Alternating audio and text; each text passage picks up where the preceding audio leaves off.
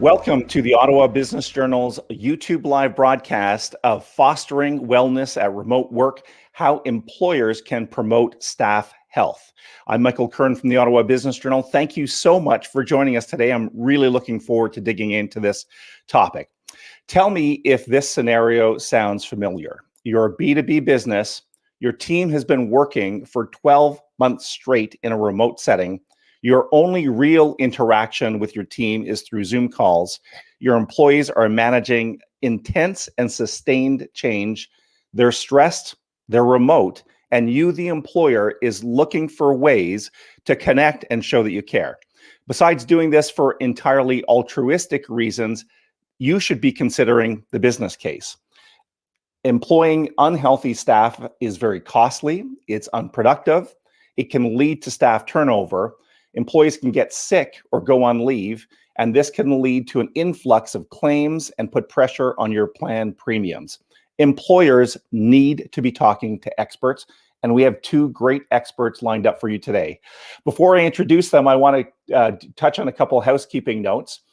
If you want to ask questions today, you're able to do so through our YouTube live platform. Just look to the right of your screen and enter your question. My colleague from the Ottawa Business Journal, Peter Cavesi, will be watching those questions and pose them to today's guests at the end of the broadcast, which is about 25 minutes away. Peter will also be appearing on screen to present the findings of a few advanced polls, so we're looking forward to that. So it's time to introduce our guests. They are co-founders of an Ottawa-based company that helps clients attract and retain the best people. The company offers comprehensive employee benefits, group retirement programs, and individual planning for employees, financial planning for employees. Basically, they help give you the competitive edge in the never-ending fight for talent. And they are both 40 under 40 winners, by the way, which is really cool. Please welcome to the screen Jamie Meldrum and Michael Horn from Meldrum, Horn and Associates. Welcome, Jamie. Good afternoon. Thank you for having me. And hello to you, Michael. Hi, Michael. Thanks for having us on today. That's awesome. Jamie, we've got a really jam-packed agenda today. Before we start, I want people to learn a little bit about Meldrum Horn. What sets you guys apart in the marketplace? Sure. I think the quick and easy answer would be that all of our competitors are multinationals and we're local. So we are local business owners. We are owner-operators that are working with the same pain points that most of our clients are dealing with. We have skin in the game. This is our community. And we focus on service. So what I mean by that is if our employer calls us or an employee contacts us about a specific claim or something else, I'm the one who answers the phone. And if it's not me, it would be another knowledgeable employee or member of our team. And I think that adds to accountability. As well, we may have a national footprint, but we are locally focused. Those are some great distinguishing points. So, Jamie, thanks for that. And Michael, I want to get you to chime in. So I can't imagine how challenging it's been for your own business. Benefits, financial planning, these are all key aspects to your clients' businesses. What have you been hearing from clients over the past 12 months? Yeah, well, I think it's been a challenging go for businesses. If you ask someone 12 months ago, would we still be in lockdown, having all their staff working from home? I don't think anyone expected that. So really what employers are looking to do is they're looking for ways to be able to support their employees that are working remotely. And I think that's why we're here today, is to share some insight and strategies around that. Yeah, I think that's another great start, Michael. We're going to have lots of actionable ideas. This is going to be a very practical presentation that we're about to launch into. And just as we prepare to do that, to launch into this, our first topic, let's take a look at our agenda. So topic number 1 will be short-term supports for employees. Topic number 2 will be modernizing employee benefits. Some really neat takeaways there. And topic number 3 will be fresh approaches for remuneration. And we'll end up, as indicated, with our questions for our participants. So let's launch right into this and bring up topic number 1, which is short-term supports. As it indicates, Michael, this is really about what can be done in the short term, very kind of quickly, to help our employees. And we're going to start off with a subtopic of employee assistance programs. Why would you suggest to today's participants, Michael, that an EAP program, as they're often called, are so essential for organizations? Yeah, so I think the number one conversation we're having with employers right now is how do they support their employees that are working remotely? And if you think of back in the normal setting, if an employee had an issue at work or outside of work, they were able to sit down and talk with a colleague or maybe a manager to work through those issues. Well, now with the isolation, people are set up at home. So right now, what the pandemic has brought about is for most companies, they've realized that their most important asset to the success of their business is their employees. So why not have a program that supports them at their time of need when they need it? So really looking at a short-term employee assistance program provides the employee with access to their family and themselves for short-term counseling services for things like stress, depression, anxiety, bereavement, addiction, a whole host of issues that really the employee should not be having to navigate the Canadian healthcare system on their own. Why not have a platform which will be available to them and their family to get them the support that they need when they need it? Really, there's been no better time to invest in your staff into a program like this than it is right now. Yeah, and EAP is one of those things that when you need it, right? You fully appreciate its value when you're in that type of scenario. Michael, the second subtopic we're going to take a look at is long-term disability.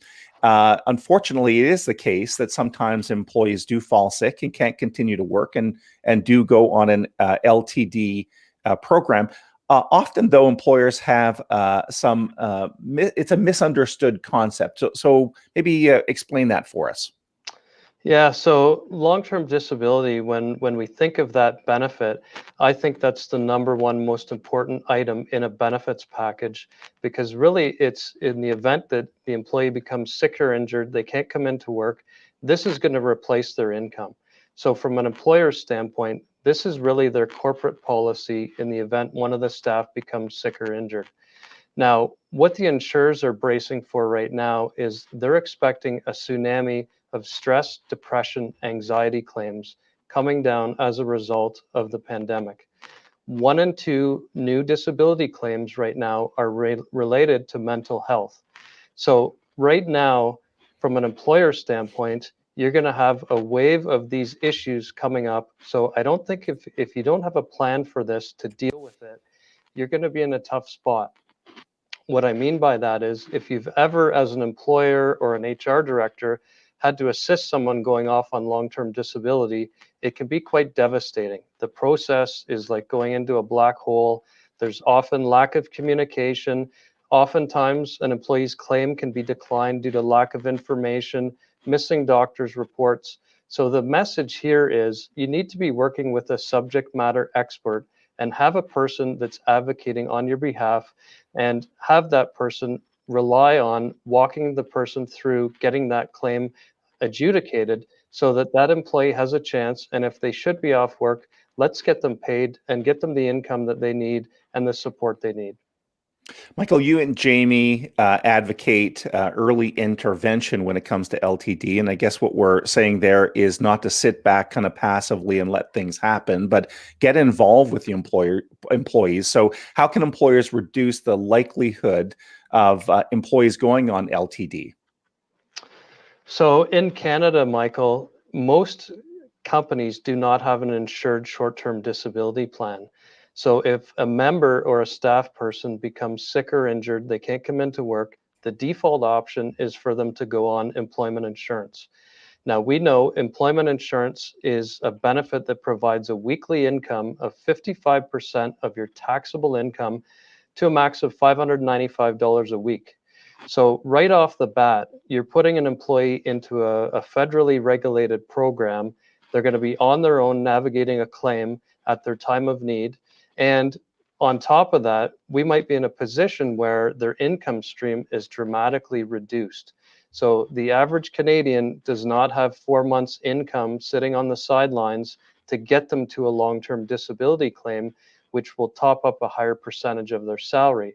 So really, you've got that member sitting at home for 4 months, struggling. There is no intervention, no return to work process. So really, the message here is we want to get an early intervention platform available to get that member the help right when that disability incident happens. So you can do that by either a short-term disability plan or an early adjudication program. And really, we want that member supported from the day that disability happens and have a return to work program so that they can have a successful journey through that experience. That's very valuable advice. Michael, please continue.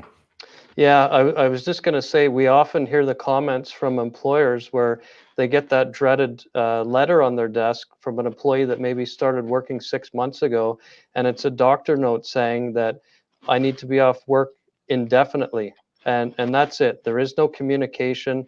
There is nothing that really the employer can find out. They don't get to know what the nature of the disability is. So how can you support that employee in getting them back to work sooner?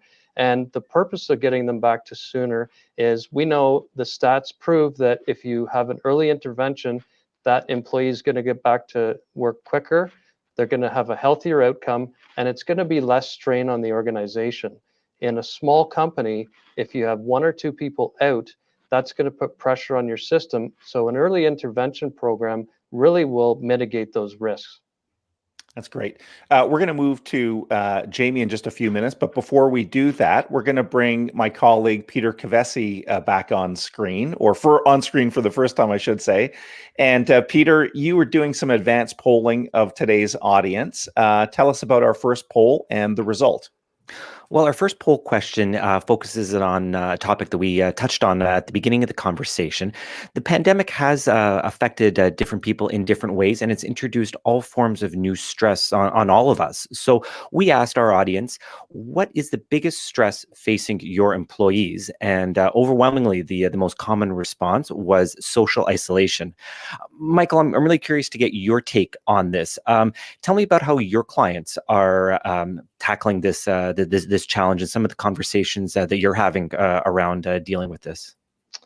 Yeah, well, great question, Peter. I think any of those issues on that board do not surprise me. The social isolation, I think, is a big one. If you have to remember that we've got people working from home remotely, and sometimes we forget that they may be living alone. They might not have family in the city. And we've taken away all the social interaction. So maybe they were part of a sports program, or socially they used to get together with people. All of that is gone now. So really, the social isolation piece is a big issue that employers are trying to deal with. And the number one feedback of what we're hearing from employers is communication. Constant communication, check-ins with the staff. So I think there's a lot of great services that are available in the employee assistance plan that people can take advantage of to help that situation. That's really, really important takeaway advice. Thank you. And just a quick reminder to our audience, we do want to hear your thoughts on the topics that we're covering. So please pose your questions for Michael and Jamie in the chat window just below the video. I'll be posing some of those to our guests at the end of the broadcast. Mike, back over to you. Thanks, Peter. Some good poll results there, and looking forward to the second advanced poll result. We're going to go to Jamie now. Jamie, you're helping out on topic number 2, which is modernizing employee benefits. And I have this sense, Jamie, that a lot of people, a lot of employers have benefits programs, and they're like, yeah, I know everything there is to know about that. But I also sense that they probably have a very old-fashioned view of what an employee benefit program can look like. So let's start off, Jamie, by talking about flex plans. So many employers are used to kind of setting and forgetting, but really benefits have changed in terms of their flexibility. Tell us more about that, Jamie. Absolutely. I'd say that the cookie cutter approach is no longer cutting it. Employees want choice now. And so what traditionally was reserved for companies that had more than 500 employees can now be offered to employees with as few as 5 employees. So what I'm talking about is a full, flexible, cafeteria-style employee benefit program. Think of it as a defined contribution. As an employer, you would set a specific budget that specific amount of money would be allocated to the employee. It's a fully digital experience. The employee would then have their own individual portal. They log into the portal and they make their decisions and choose what type of benefits they'd like. If they'd like to enhance the benefit offering, they certainly can. They can actually contribute more to the budget. And if they choose a lesser amount of coverage, any money left over is automatically rolled into a healthcare spending account. The healthcare spending account is entirely up to them how they choose to spend that money. So a good use of a healthcare spending account might be paying for braces or major dental needs. So we find that the result is that the employees feel listened to and their needs are being addressed, and happy employees translates into a great workforce.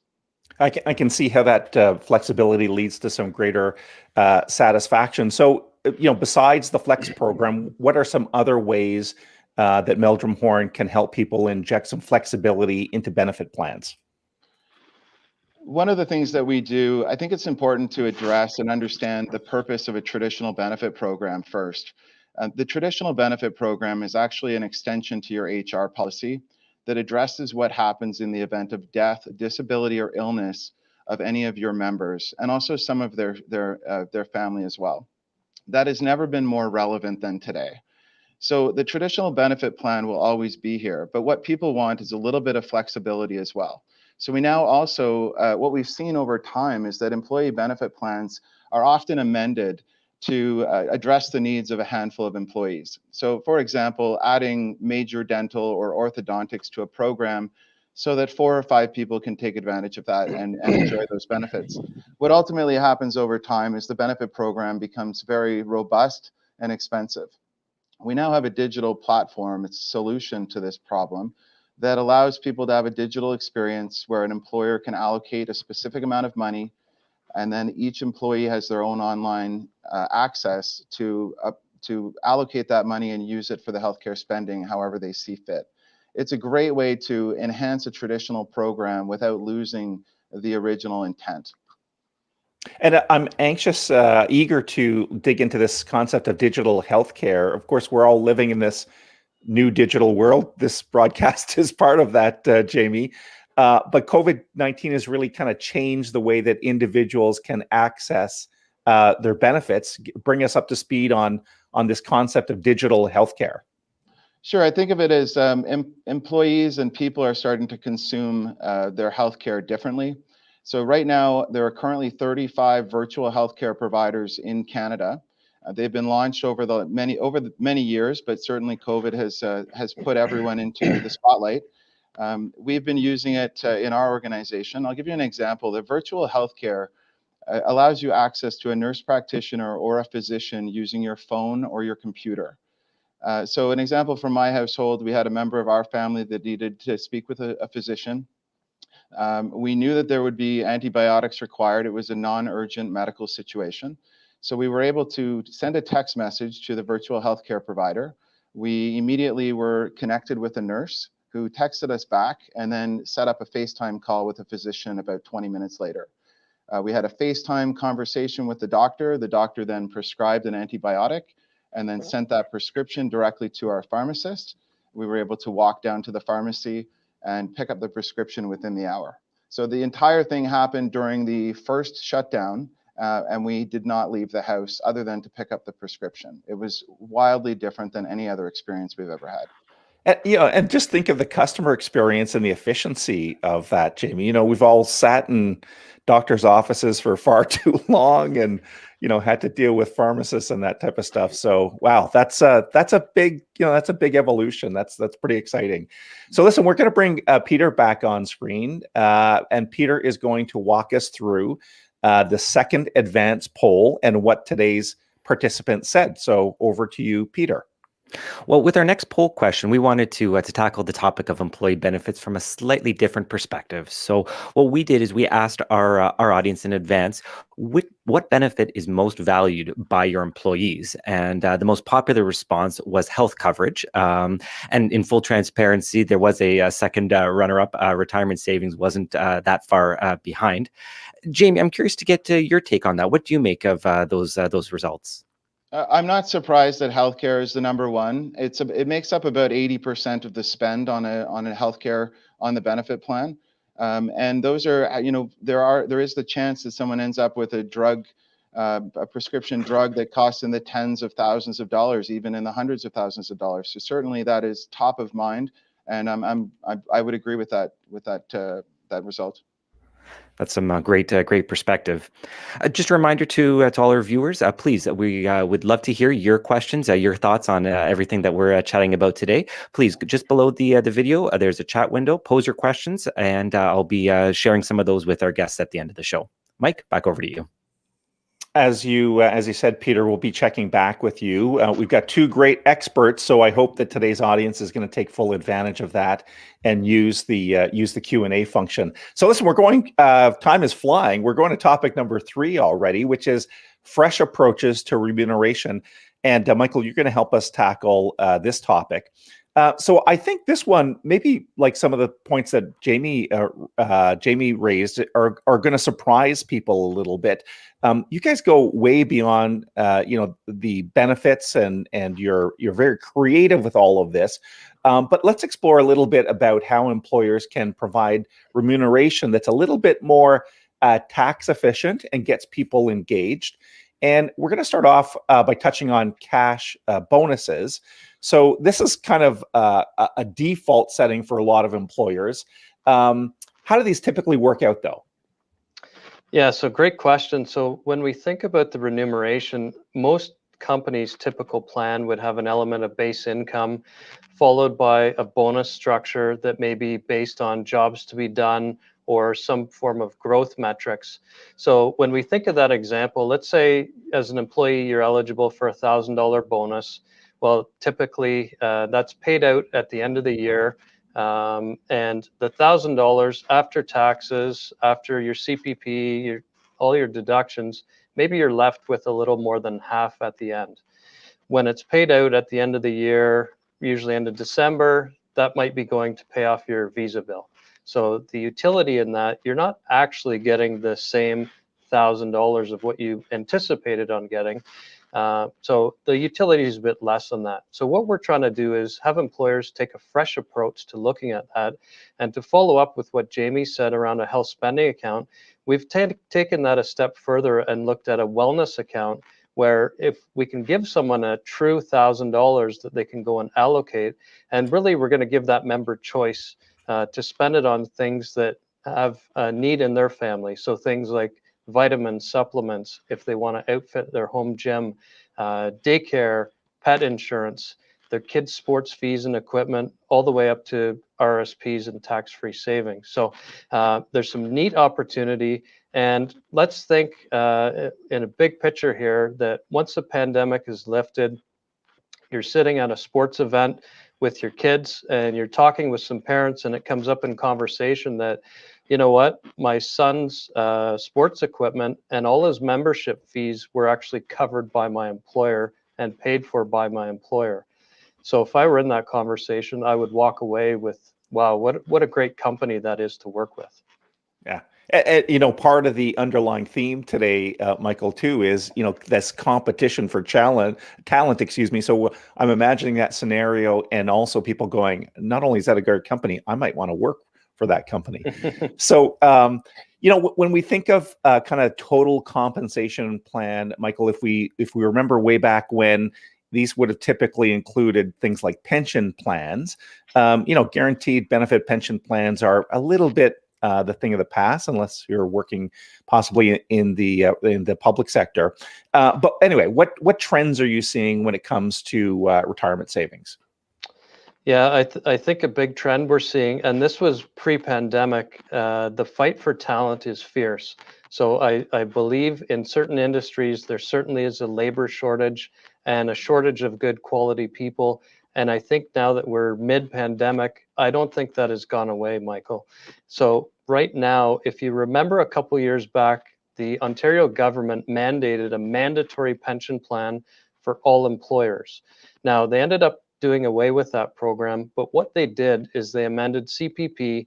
So as an employee, you're paying a little bit more for CPP now, and at the end when you retire, you're going to get a little bit more at the end. Now, the reason why the government did that is they know that the average Canadian is not saving enough for their retirement. People are living longer, there's more volatility in the marketplace, and most people are living paycheck to paycheck from a budget standpoint. So as an employer, why not address this issue and look at either a defined contribution pension or a group RSP vehicle as an employer option to make it easy for that employee to invest? So by doing that, you're going to take money right off their paycheck, it'll go into their investment account, they'll get the immediate tax relief and their dollar cost averaging versus timing the market. So we have a lot of companies that have an informal retirement plan where they'll reimburse someone for an RSP plan. Well, if anyone's ever gone out and set up a new investment account, there's about 30 pages of paperwork. You've got to set up meetings, go back and forth. Why not make it easy and make it efficient for your employees to save for their retirement? So the neat part about this, Michael, is we're seeing a trend now in industries we typically would not have seen offer this program. So in Ottawa, we're very tech heavy. We're starting to see progressive technology companies realizing that the fight for talent is fierce, and why not provide a vehicle to be able to have that staff save up for the retirement while they're working for us, helping us grow our company. You know what I like about that is it is a kind of that long-term thinking that hopefully leads to long-term engagement, which is again what we're kind of reinforcing here. So the third and final point before we get back to our questions and bring Peter back on screen is this concept of non-traditional incentives. Michael, you and Jamie are already incredibly creative when it comes to some of these ideas, but help us explore this concept of non-traditional incentives. Yeah, so I think from a remuneration and total compensation standpoint, I think just to go back to our other point, the fight for talent is fierce. I think that is the same with remuneration. So what we realized as a company is that during a pandemic, we are now able to shift how we do business. We've had projects of what we've wanted to do for years, and now that with the digitization, we're able to do things differently. Now, to shift behavior is easier said than done. So what Jamie and I came up with is we came up with an extra bonus platform where we're actually going to allow our employees for jobs to be done. We're going to allow them to earn extra wellness dollars that they can accumulate, and each quarter we're going to load up their account. Then they can take that money and pick and choose how they want to spend it. So they can put towards things like gym memberships, daycare services, whatever they see fit. So as far as shifting behavior, this is easier said than done. So in the pre-pandemic last year, for what we're tracking over a 12-month period, we had 5 successes. I'm happy to say that 3 months into rolling this platform out, we're on track to hit 40 successes of what we shifted. So from a company standpoint, our clients are now receiving a better platform, better experience, they're more educated, and now they have a more awareness of their total compensation package. From our staff's perspective, they're now able to offer extra remuneration that was not available to them. And what we realized, Michael, was when we did this and we structured this plan, we've got employees ranging in age from 20 all the way up to 60. So their needs are different. Someone might want to use it towards extra daycare services, where someone that's closer to retirement might want to use those wellness dollars to top up their RSP or tax-free savings account. So as far as looking at offering a program that's more inclusive, I think there's a great opportunity for people to review how they remunerate their staff. I love the flexibility of it, and I like how it speaks to what's important to the employee, right? Which again is going to reinforce that level of engagement and commitment to the company. Listen, we're going to move to the Q&A session. I've been keeping a little bit of an eye on it, although that's really Peter's job. He's the expert here. So we're going to bring Peter Kavesi back on screen. And Peter, why don't you kick things off? with Jamie. You've got a question. So our first one deals with the nature of remote work. As every week goes by, there's more and more signs that remote work is likely going to be with us for the long term. So our first question is, what benefits will employees, as they're facing this remote work, what are the benefits that employees are most likely going to be demanding both now and in the future? A great question. I think the answer there is that we need to remember that the traditional benefit program, the life insurance, long-term disability, and unlimited drug coverage is still very, very important. Once those elements are taken care of, I think what we're going to see is people are looking for just flexibility in the ability to use or allocate money to whatever's important to them. So instead of having a limit, what we've seen, everyone's aware that, vision care, for example, has not changed in 20 years. Since I started in the business, the maximums have been the same. The reason for that is traditionally we're taking a finite amount of money and spreading it around for the greater good of everyone on the group. As a result, once you get through healthcare, the vision care falls down to the bottom. I think we're going to start to see traditional plans starting to change, and these new digital tools will actually allow us to do it. We can have a fully digital onboarding experience, fully digital experience from your phone. The days of paper are gone. It still hasn't happened. Most people are still working with paper, but we're switching everyone off to it. And that will be a huge advantage moving into the next phase of this. So our next question deals with the wellness accounts that you had mentioned. The question was, is that considered a taxable benefit for employees? Yes. So all wellness accounts, the healthcare spending account is a tax-deductible expense to the employer and not a taxable benefit to anyone living in Ontario. On that same platform, a wellness account is fully a taxable benefit. So it's similar to an RSP contribution, but your employees can use it however they see fit. So as Michael mentioned, daycare, contributions to RESPs, RRSPs, gym equipment, home gym equipment, all of that is available. There's virtually no limit to it. And we had a really good question, and it deals with managing employees in this challenging environment. Of course, I think we talked about the importance of having an EAP program, various supports. Do you have any advice for employers about how to talk to their employees, how to engage their employees, make them aware of the resources that are available, and in certain circumstances, gently encourage them to make use of them? Yeah, absolutely. Michael, you handle that.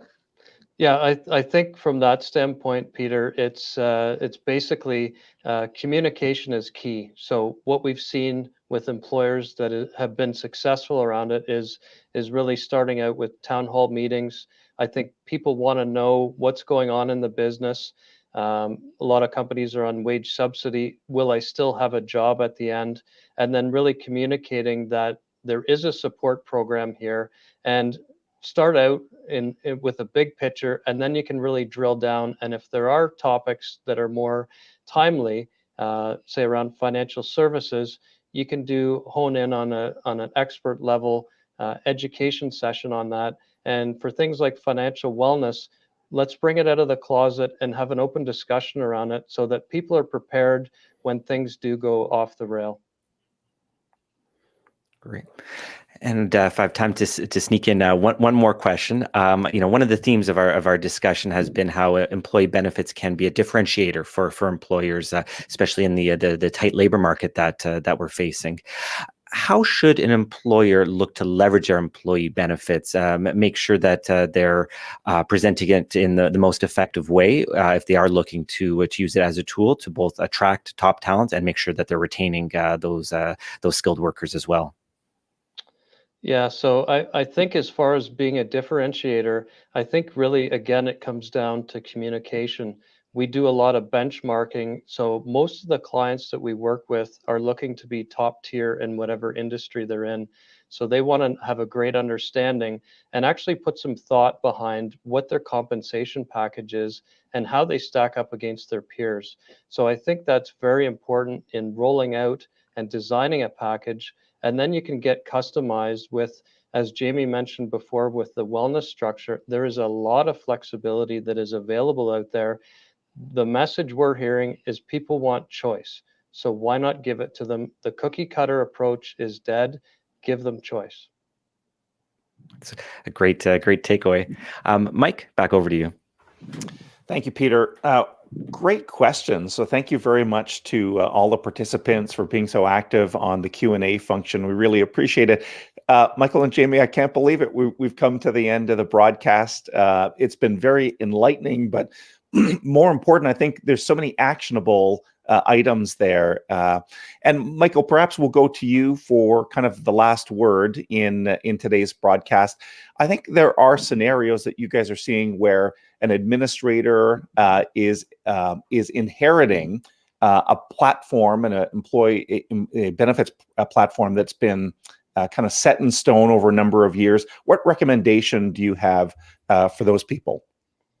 Yeah, so when we're engaging with a new client, and we'll often sit down with them and pose a question to them, and we kind of ask, if we could tear it all down and start over again, what would it look like?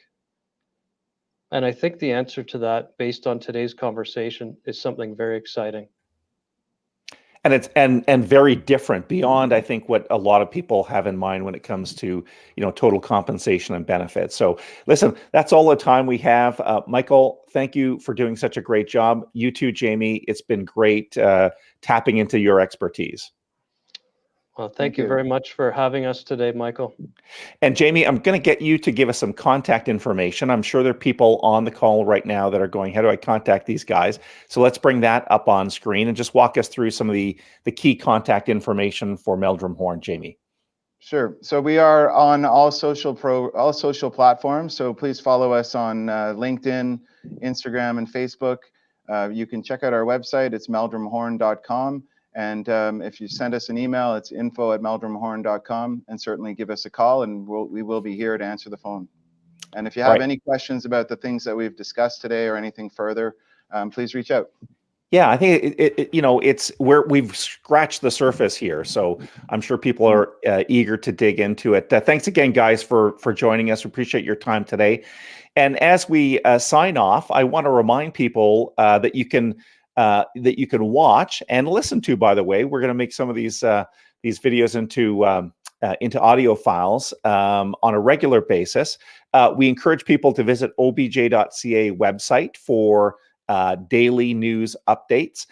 We highly recommend that you subscribe to OBJ Today, which is a weekday email newsletter sent Monday to Friday. Once again, follow us on social media, lots of different platforms, LinkedIn, Twitter, and Facebook. And again, since you're on YouTube, please hit the red subscribe button and then the little bell icon. And if you do that, you'll be notified that when we are live on YouTube. So I think it's been a